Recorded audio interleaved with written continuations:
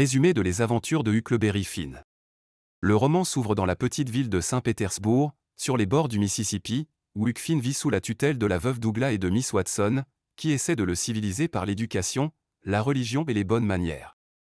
Huck, libre d'esprit, a du mal à s'adapter à cette vie réglée. Son père, P.A.P. Finn, un ivrogne violent et égoïste, réapparaît pour revendiquer la garde de son fils et surtout s'emparer de son argent. Huck est enfermé dans une cabane par son père, mais il réussit à s'échapper en simulant sa propre mort. Huck se réfugie sur une île, où il retrouve Jim, l'esclave de Miss Watson, qui s'est enfui après avoir appris qu'il allait être vendu. Une profonde amitié se noue entre Huck et Jim, et tous deux décident de descendre le fleuve Mississippi sur un radeau, à la recherche de la liberté. Huck veut échapper aux contraintes sociales et à son père, Jim veut gagner son affranchissement et retrouver sa famille. Tout au long de leur voyage, ils rencontrent divers personnages et vivent de nombreuses aventures. Des escrocs, le duc et le roi qui profitent de la naïveté des gens. Des familles ennemies vivant des querelles sanglantes, les Grangerford et les Shepherdson.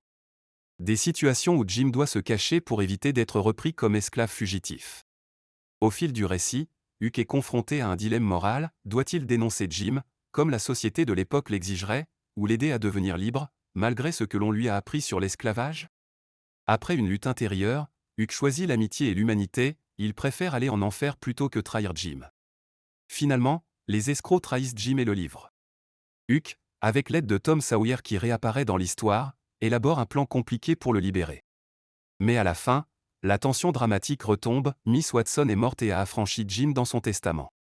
Jim est donc libre légalement, et Huck, refusant de retourner à une vie civilisée, décide de repartir vers l'ouest, en quête d'indépendance.